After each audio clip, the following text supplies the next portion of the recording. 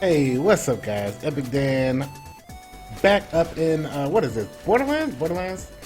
I wanted to just take a quick minute or two to just come to you and just talk to you about the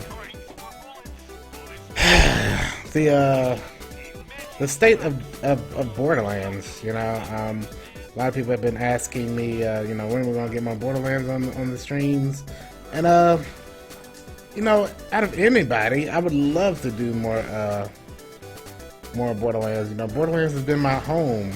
Most of my community has come from the Borderlands community.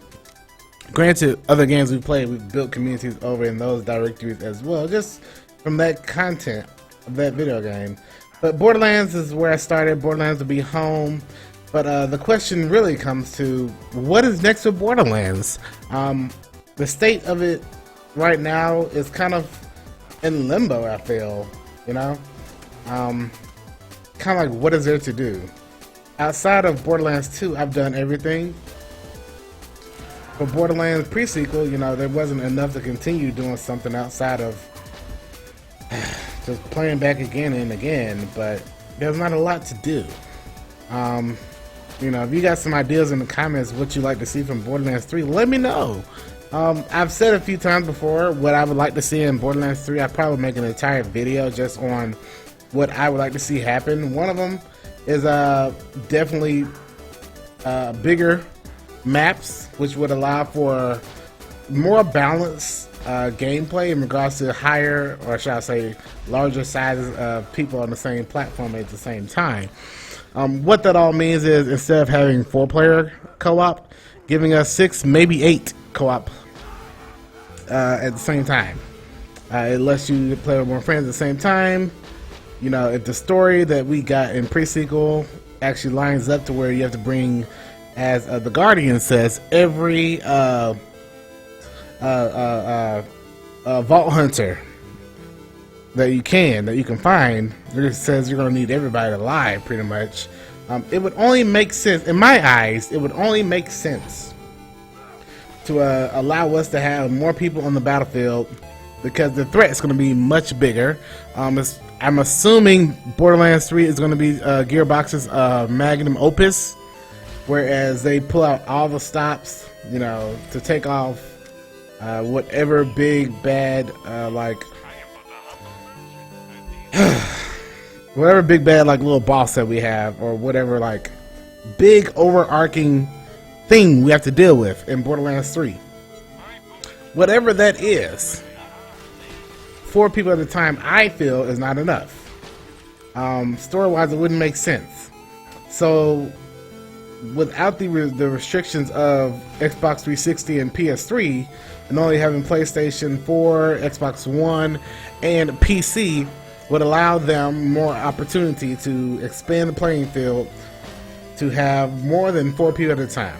I think it's necessary as well, especially the route that we're going is necessary. I can't really talk about Battleborn, which is the next game that Gearbox is doing, because I signed that NDA. I can't even talk about what I think about it. Maybe whenever they open the the platform to be able to talk about it, I will be able to say something. But until then, I'm not gonna say a single word. I'm gonna listen to you, Gearbox. But back to Borderlands. We won't get a new Borderlands for another 2 years, 3 years maybe. Battleborn comes out in 2016.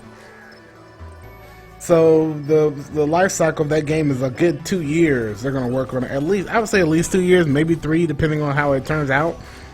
The whole mobile thing that they're going for. Depending on how that works out, we could even see it happening later on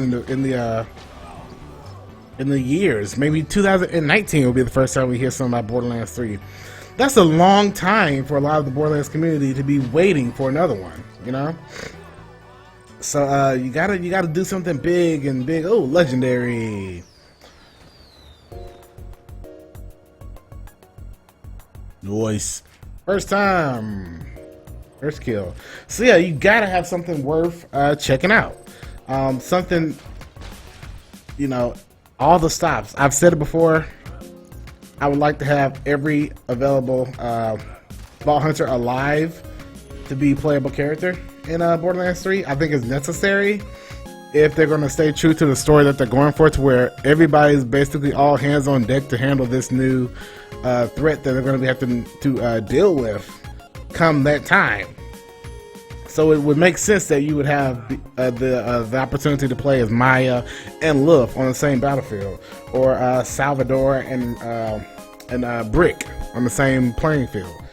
It's kind of necessary, and it will add to the overarching story that's going to be happening. Sadly, my girl Nisha from Pre-Sequel won't be there because she dies, spoiler alert, in Borderlands 2. But it would have been, I think it would have been pretty sick if you could have Nisha and Salvador on the same playing field. But I will not be able to have that fantasy happen. So yeah, I mean, just think, I want to make the video just to kind of take a few minutes to talk about what's the best opportunity. I don't know, you know, what they got to do to keep us interested for what, 2 maybe 3 years of a lull in content. You know, Pre-Sequel was pretty done with content. Borderlands 2 has been pretty done with content outside of that patch that we got a couple months ago. So we're gonna have nothing Borderlands, and you know, the audience for Battleborn doesn't seem to be directed or targeted to the same audience of Borderlands, besides Gearbox's name and saying from the guys who made Borderlands. You're not gonna get that. Looks totally different of an audience, more of a league type audience, a mobile audience, what they call their hero, I think hero platform or whatever, hero strat game. I can't remember what they call them. So it seems to be totally different and not going to be the same audience. I'm ready to try it out. I think it's going to be interesting what they do with it. So I mean, that's kind of what I came here to talk about. Just kind of shed a little light. I'm probably going to do an entire video on maybe like the top 10 things I want to see in Borderlands 3 or something like that. I don't know. But I haven't made any Borderlands content in a while because I've done everything I want to do. You know, the last big thing for me was a sham, and you've seen my previous video. I got that mofo. It took me a long time, man. A long time, and it was worth it. But I mean, after getting that sham, it was kind of like, what now? I remember when I got the sham, a lot of people in the chat were like, what now? And I was like, I don't know.